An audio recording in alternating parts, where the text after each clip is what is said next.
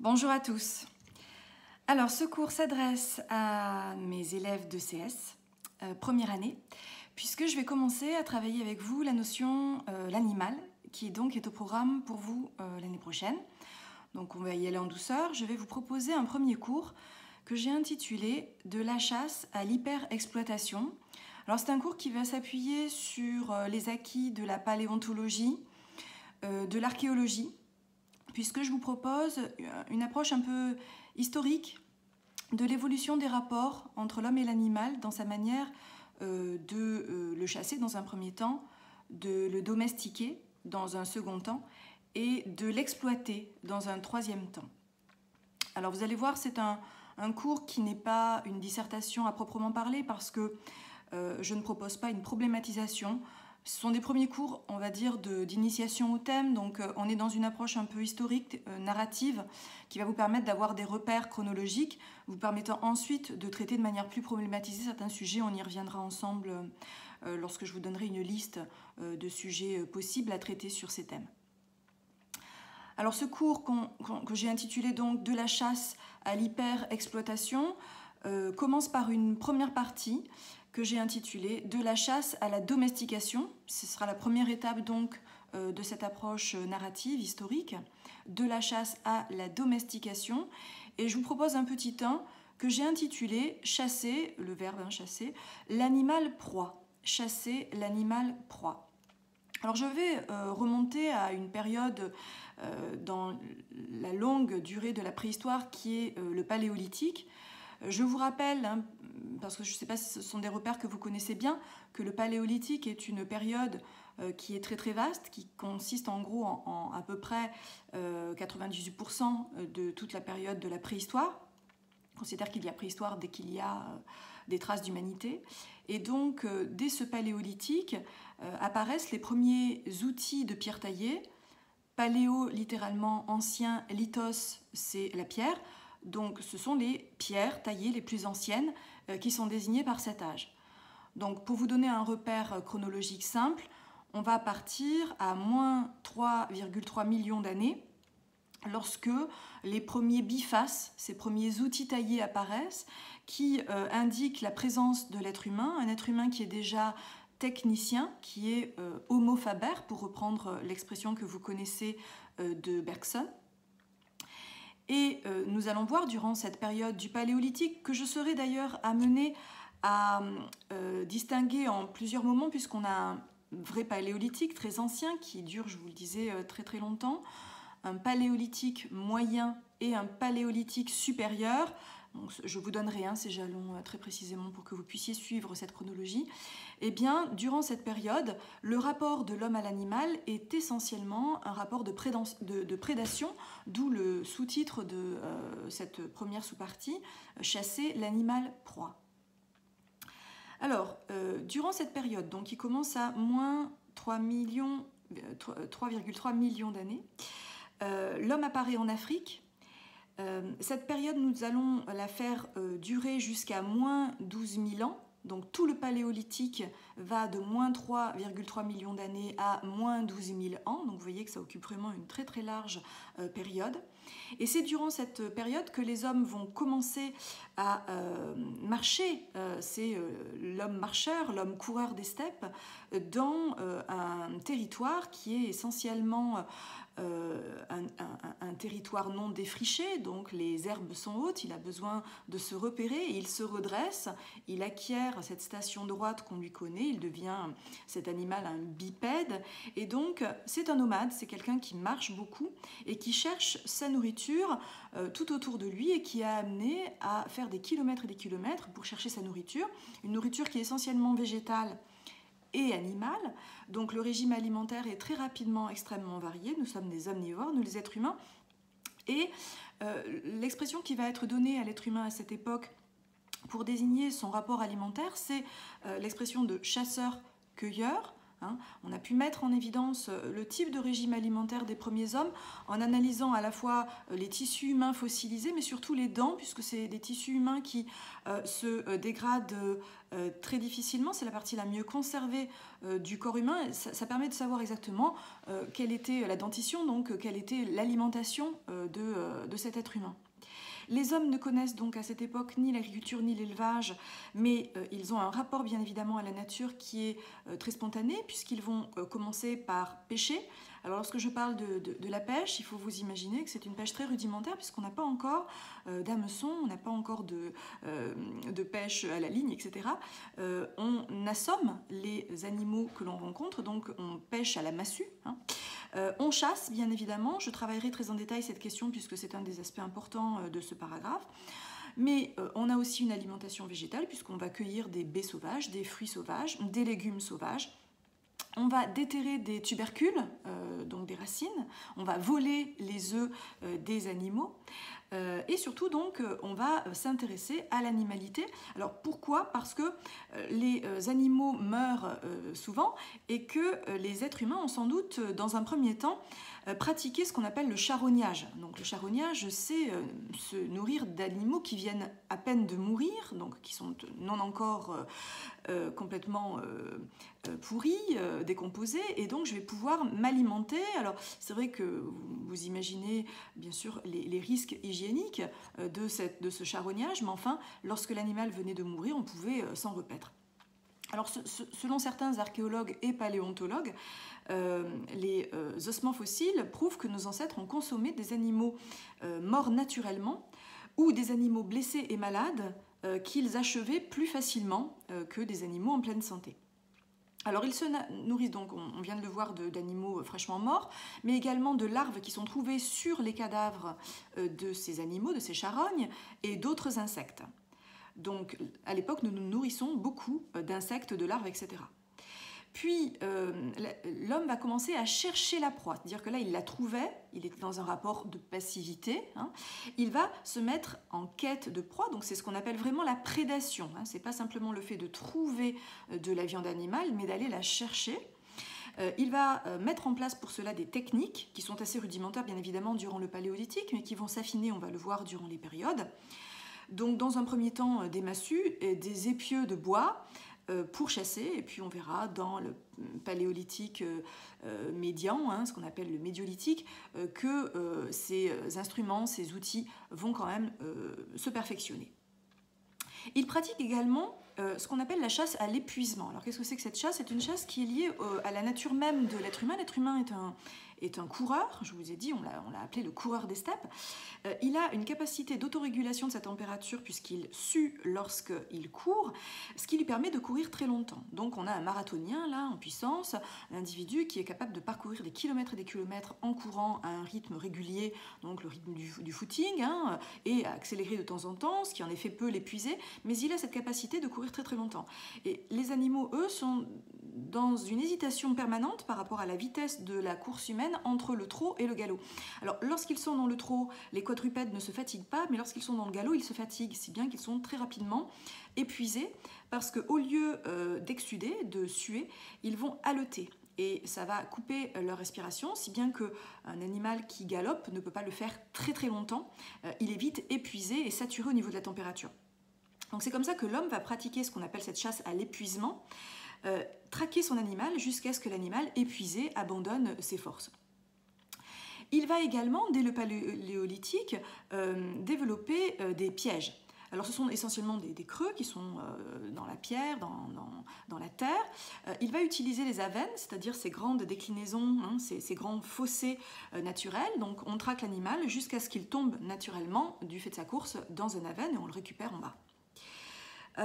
L'homme va donc, vous le voyez, déjà être dans un rapport de prédation très diversifié. Il utilise tous les moyens qui sont là pour l'instant à sa disposition.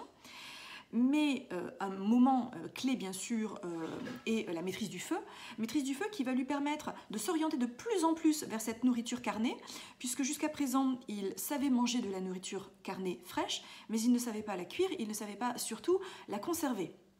Donc avec l'apprentissage du feu, alors globalement, on date cela à moins 400 000 avant Jésus-Christ. Alors vous avez des paléontologues israéliens qui ont trouvé au bord du Jourdain des traces qui pourraient dater de moins 790 000 avant Jésus-Christ, mais on va dire que dans tous les pays, on a trouvé des choses en Europe, en Hongrie par exemple, en France, notamment en Bretagne et à Terra Amata à côté de Nice, en Allemagne, en Israël, en Chine. C'est-à-dire tous les foyers sont connus à partir de 400 000. Donc on sait que là, le feu est véritablement maîtrisé dans tout cet espace.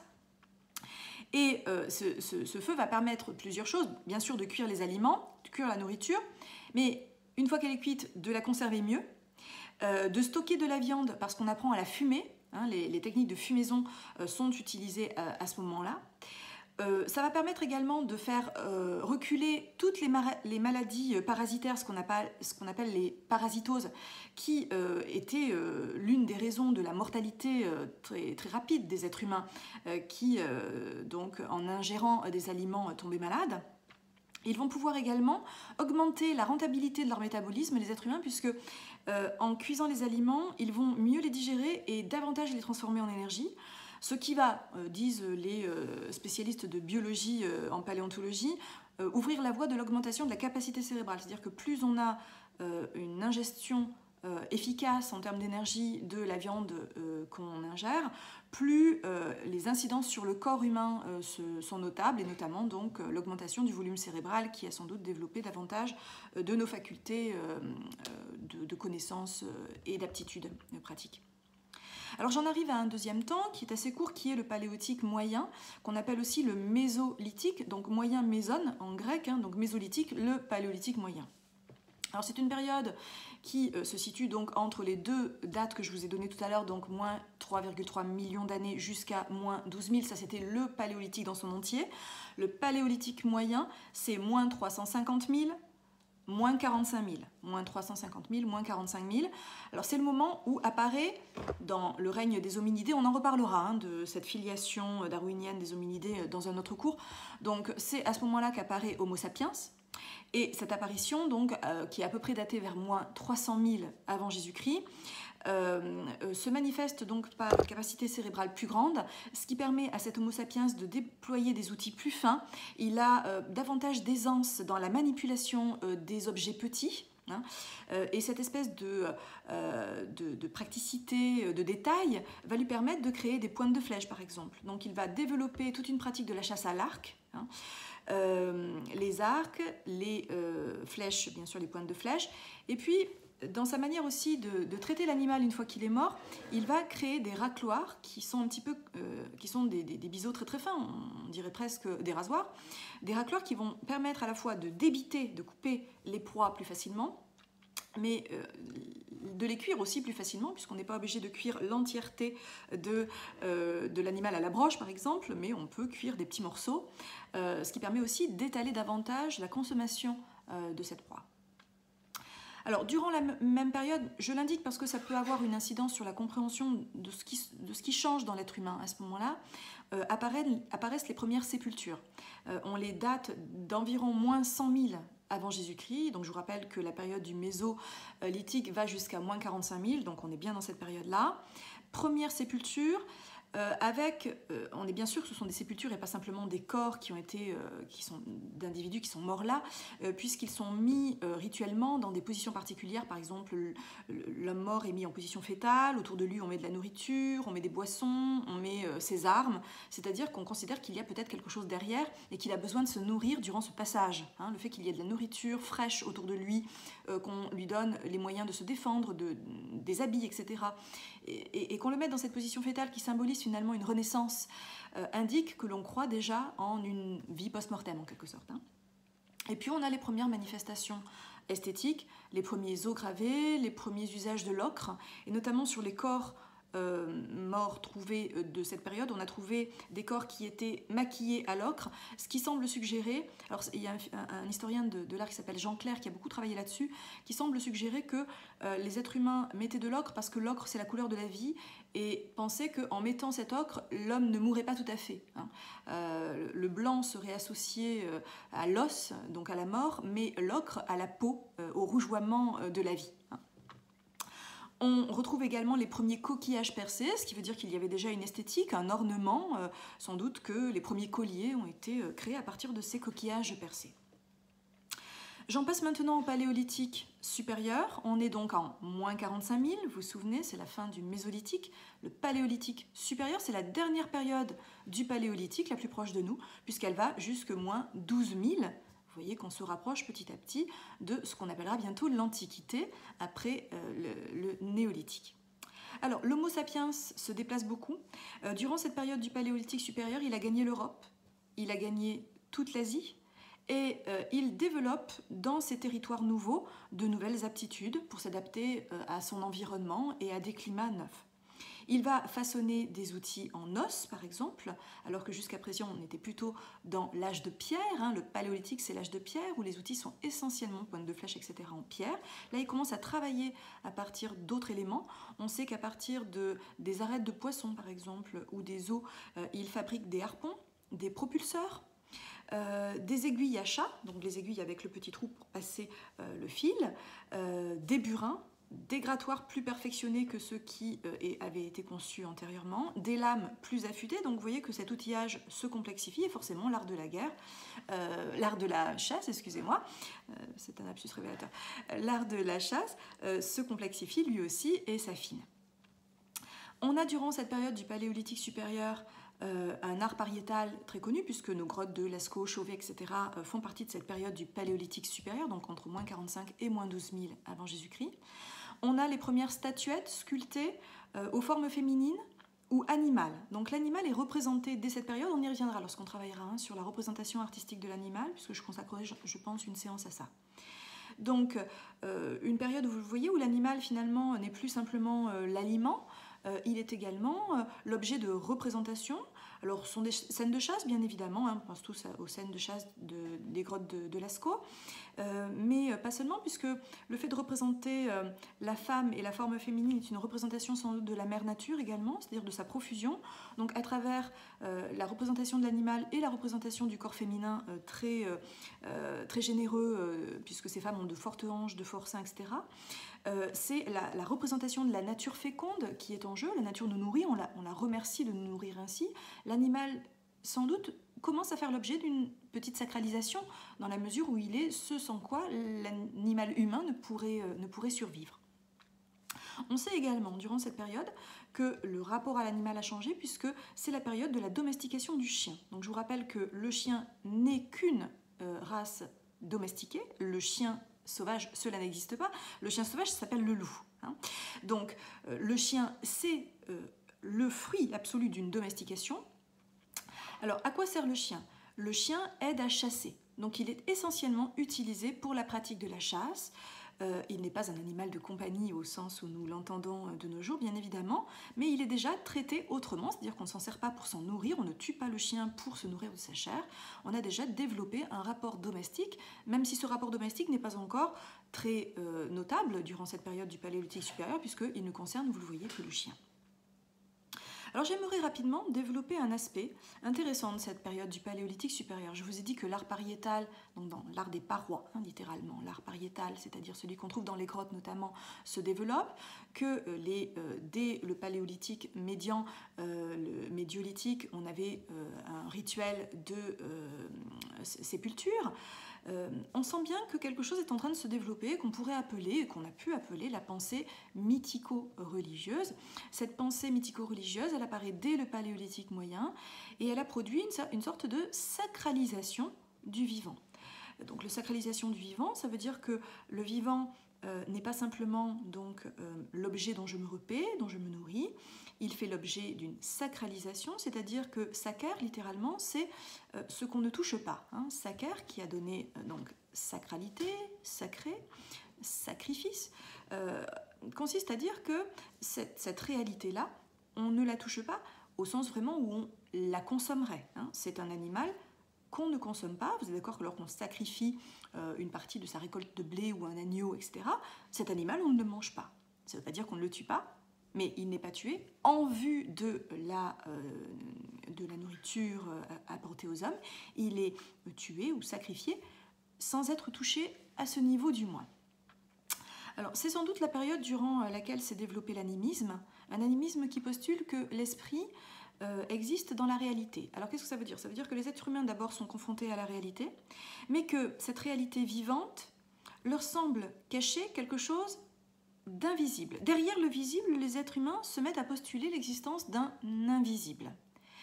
Et en l'occurrence, derrière la nature nourricière, ils s'imaginent qu'il y a de l'esprit et se mettent donc à développer des cultes liés à cet animisme, cette première spiritualité. La nature est une mère nourricière. Chaque être dont je vais me repaître, chaque être dont je vais me nourrir, cache en lui un esprit. Donc, vous voyez que la nature est ici investie d'une aura. En chaque être vivant, il y a de l'esprit, spiritus, c'est la spiritualité. Le mot latin qui a donné animisme, c'est animus, qui veut dire l'esprit. Il y a deux termes en latin, anima, animus, l'âme, l'esprit. Animus, qui a donné animisme, désigne la spiritualité. Donc ça veut dire qu'il y a dans le vivant des forces vitales qui animent les êtres vivants. On considère que leur vie, leur vitalité, leur mouvement est lié à l'existence en eux de quelque chose qui les anime. Vous entendez bien animus, c'est ce qui m'anime, ce qui me met en mouvement. Et bien évidemment qu'on retravaillera très en détail ce mot, puisque c'est à lui que l'on doit le mot animal. L'animal, c'est l'être animé, c'est l'être en mouvement, et vous sentez bien que le lien est très fin, très, très ténu entre l'animal et l'animisme, puisque on considérera que dans le vivant, y compris dans l'animal, il y a quelque chose qui se cache. Alors, ça vaut pour tous les êtres, c'est-à-dire qu'on va considérer que derrière le vent, il y a un esprit du vent, derrière l'eau, il y a un esprit de l'eau, derrière la tempête, il y a un esprit de la tempête, etc. Et vous sentez bien que c'est la porte ouverte à toutes les représentations bientôt grecques de dieux qui seraient les dieux de ces diverses réalités naturelles. Alors, ces esprits ou ces âmes qui sont celles donc, qui se cachent derrière les êtres, on les a attribuées aux êtres qui mouraient. Donc de la même façon qu'on a vu qu'on donnait des sépultures aux êtres parce qu'on considérait que quelque chose d'invisible continuait à vivre en eux. Et que si ce quelque chose d'invisible continuait à vivre en eux, c'est que quelque chose vivait encore. Donc c'est l'esprit des morts, les âmes des défunts. Eh bien on s'est dit que ces âmes des défunts, il fallait les sauvegarder, les protéger et peut-être même les aider à passer le cap de la mort corporelle pour qu'elle réinvestisse un corps, ce qu'on appelle la réincarnation. Ce qui vaut pour l'homme s'est mis à valoir pour l'animal. C'est-à-dire que jusqu'à présent, lorsqu'on mangeait un animal, on ne se posait pas la question de savoir quelle âme on se mettait à atteindre. Mais derrière ce monde tangible, on s'est dit qu'il y avait l'âme de l'animal. Et avant de le manger, on a célébré des espèces de petites prières, de rituels, qui demandait pardon à l'animal avant de manger sa chair. Alors comment on le sait? On le sait parce que dans de très nombreuses sociétés qui sont encore des sociétés du nomadisme, inuit, indiens d'Amérique, etc., quoique les Indiens d'Amérique aient maintenant et rapidement eu des territoires bien à eux, mais ils se déplaçaient un peu. On a vu que c'était des pratiques qui demeuraient. C'est-à-dire que lorsqu'on a travaillé sur la pensée sauvage au XXe siècle, avec les ethnologues, on s'est intéressé à ce qu'on appelait, durant la période coloniale, la pensée primitive, etc. On en avait parlé ensemble en classe. Eh bien, on a compris que ces hommes-là avaient des rituels qui étaient très très anciens. Et en effet, nous avons les premières traces archéologiques de ces rituels dans le paléolithique supérieur. Donc c'est bien la preuve que l'animal a changé de statut. On le respecte dans une certaine mesure alors même qu'on le mange. On considère qu'il ne faut pas le manger comme cela de manière brutale, sauvage, mais qu'il faut ritualiser le rapport à la nourriture et cette espèce d'entrée dans la culture qui consiste à ne pas aborder la nature de manière brutale, frontale, mais à organiser autour de la prise de nourriture des éléments culturels, notamment ici rituels, se développe durant cette période. Alors, lorsqu'il chasse maintenant, donc, l'homme implore. Il implore l'animal, il implore le pardon du gibier, il demande le pardon des esprits du gibier qu'il tue. Le rapport a quand même changé. Et nous savons donc, je vous le disais, que dans de très nombreuses communautés du monde aujourd'hui encore, demeurent des rituels pour demander pardon aux esprits des animaux qu'on tue et qu'on dévore. Alors, ce qu'on sait également, et je finirai là-dessus pour la question du paléolithique, c'est que les animaux qui sont l'alimentation générale de l'être humain sont assez variées. Les chasseurs-cueilleurs ont une alimentation, un régime alimentaire très très varié, qui n'est pas du tout polarisé d'ailleurs sur la seule viande. Ils se nourrissent de beaucoup d'autres choses, on en a parlé, mais c'est vrai que la viande, non seulement est cruciale dans cette culture, mais vous le voyez, déjà le rapport à l'animal est en train de se modifier légèrement. Alors j'en arrive à un petit 2 que j'ai intitulé « Élever l'animal possession ». J'ai mis un tiret entre animal et possession, comme j'avais mis un tiret entre animal et proie tout à l'heure, hein, chasser l'animal proie, élever l'animal possession. On entre là, vous le voyez, dans un deuxième axe qui est le début de l'élevage. Cet élevage date du néolithique. Donc, qu'est-ce qu'on appelle le néolithique? C'est cette période qui commence en moins 12 000 et qui s'achève en moins 6 000. 6 000 est une date qui manifeste une invention importante dans l'histoire de l'humanité qui est l'invention et la diffusion de l'écriture. C'est à ce moment-là qu'on peut écrire, c'est-à-dire faire de l'histoire, puisque l'histoire c'est l'écriture du vécu humain. Donc né dès le néolithique, dès moins 12 000, au Proche, Moyen-Orient, en Europe, les humains se sont installés. Alors ils se sont installés et cette fois se sont sédentarisés. C'est là la grande différence avec la période du Paléolithique où les êtres humains sont essentiellement des nomades. Donc dès le néolithique, les humains s'installent. Pourquoi? Parce qu'ils viennent de subir la dernière période glaciaire de l'histoire. Et c'est pour cela que le climat s'étant radouci, le climat étant meilleur, il ne leur est plus nécessaire de se déplacer comme ils le faisaient systématiquement pour survivre en suivant le gibier du nord au sud, du sud au nord, comme ils le faisaient autrefois. Donc ils ont maintenant la possibilité de s'installer dans des plaines qui sont fertiles, qui ont été fertilisées notamment à l'occasion de cette grande dernière glaciation. Et c'est une période qui va, vous allez le voir, être traversée par de grandes mutations techniques et sociales. Alors la première mutation technique sociale, c'est l'adoption de l'agriculture. On est sédentaire, on s'installe. Ça veut dire qu'on a le temps de suivre le rythme de la plante qui, depuis la semence jusqu'à la récolte, présuppose d'être installé plusieurs mois au même endroit. Pareil pour l'élevage va se déployer durant cette période. Au lieu d'aller chasser les animaux, c'est-à-dire l'homme qui va vers l'animal, les animaux intègrent le milieu humain et sont domestiqués par l'homme. Les animaux vont donc être des possessions, c'est pour ça que j'ai choisi ce titre, élever l'animal possession.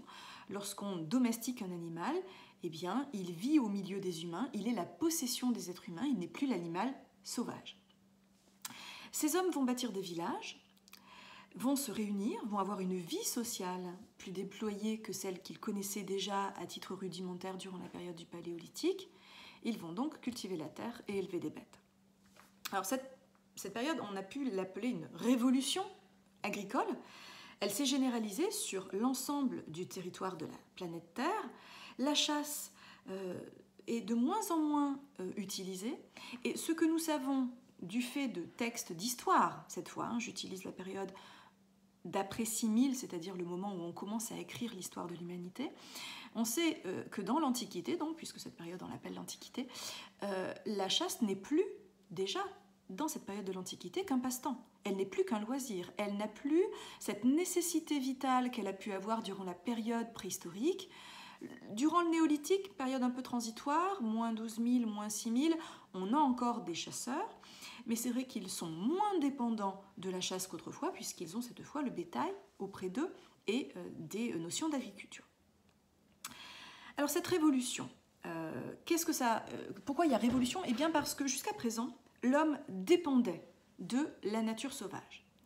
Il était dans un rapport d'infériorité, de passivité. Il recevait de la nature, il suivait les mouvements des animaux, c'est-à-dire que là aussi les grandes fluctuations de la nature, il les subissait. À présent, c'est lui qui apprivoise la nature autant végétale à travers l'agriculture qu'animale à travers l'élevage, c'est-à-dire qu'il va la soumettre, il devient supérieur à cette nature puisqu'il en a la maîtrise.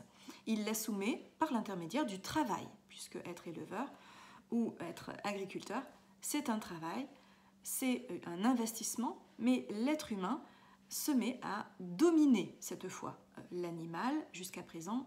Il ne le dominait qu'à travers ces moments ponctuels de la chasse et de la prédation, mais il n'avait pas la pleine maîtrise et la durable maîtrise de l'animalité.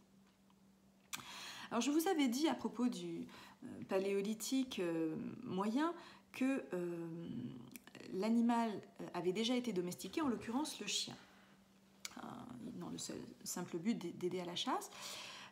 À présent, la bête devient domestiquée en vue d'être mangée. Donc là aussi, par rapport au chien qui était domestiqué en vue d'aider, vous avez une transformation de la visée de la domestication.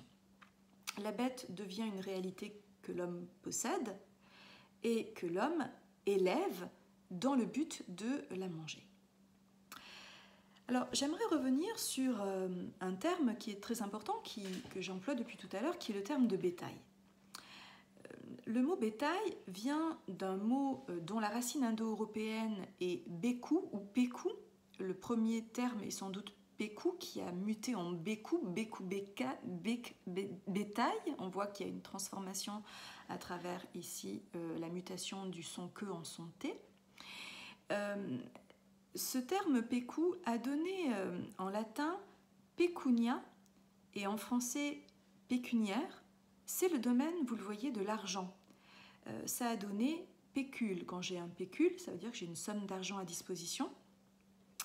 Ça veut dire qu'il y a assimilation dès l'Antiquité, d'un point de vue étymologique, entre la notion de bétail, qui en latin est pecus, P-E-C-U-S, qui vient donc de l'indo-européen de pécou, et de l'argent.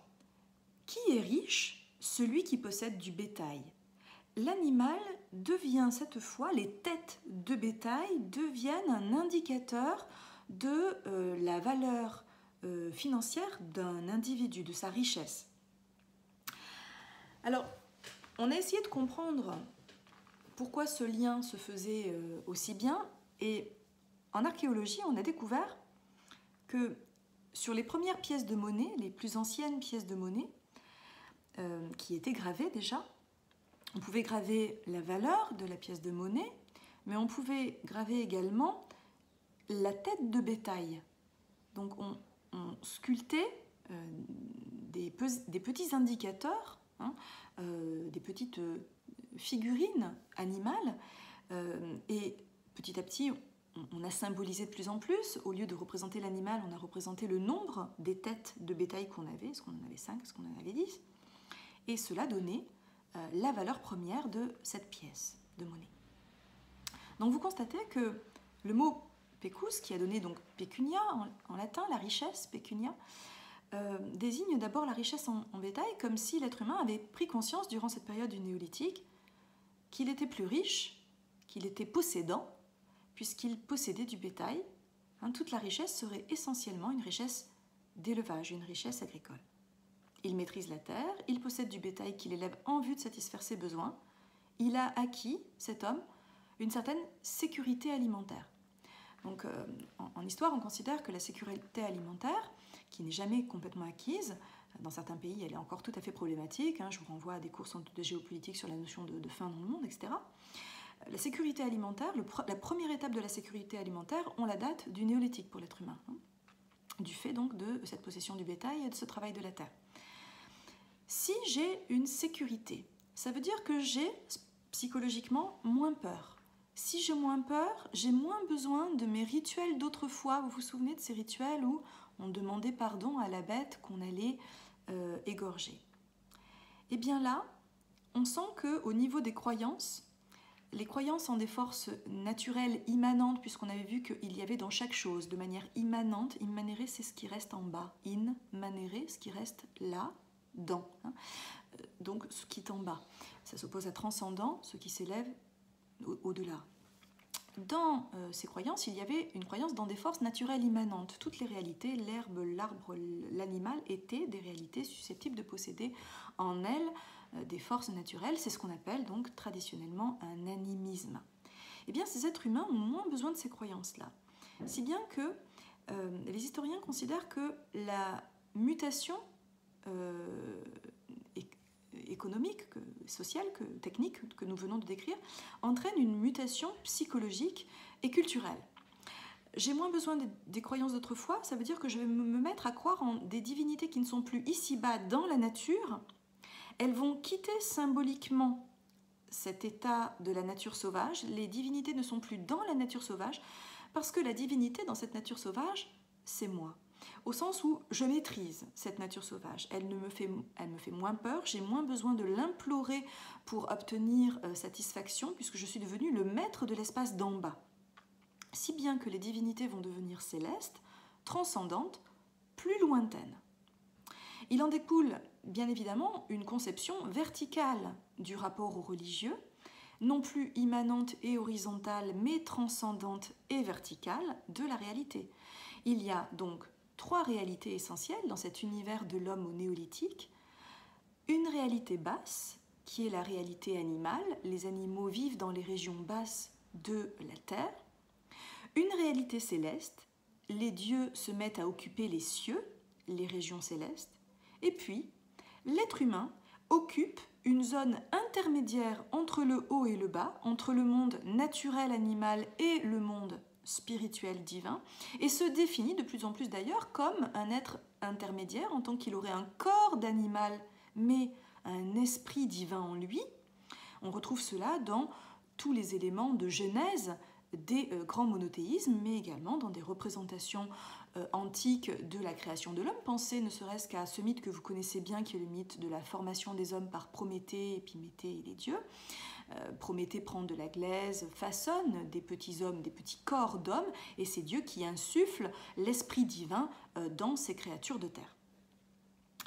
Ces êtres humains qui se situent donc dans un état intermédiaire entre le haut et le bas, entre la nature et la spiritualité, se pensent investis de la mission de faire le lien entre le monde d'en bas et le monde d'en haut, c'est-à-dire entre le monde naturel et les dieux. Ils sont donc, vous le voyez ici, des êtres supérieurs aux animaux. Ils se définissent déjà comme des êtres supérieurs aux animaux, puisque vivant dans ce monde d'intermédiaire et assurant la transmission des informations entre les dieux et le monde d'en bas. C'est ce que j'aborderai la fois prochaine. Je vous quitte aujourd'hui. Nous aborderons un petit 3 que j'ai intitulé « Sacrifier l'animal symbole » où nous aborderons la question du sacrifice de l'animal, donc de la ritualisation du rapport à l'animal. Je vous remercie de cette écoute. Donc je vous retrouve, je pense, la semaine prochaine pour la suite de ce début de cours sur l'animal. Je vous remercie de votre attention. À bientôt.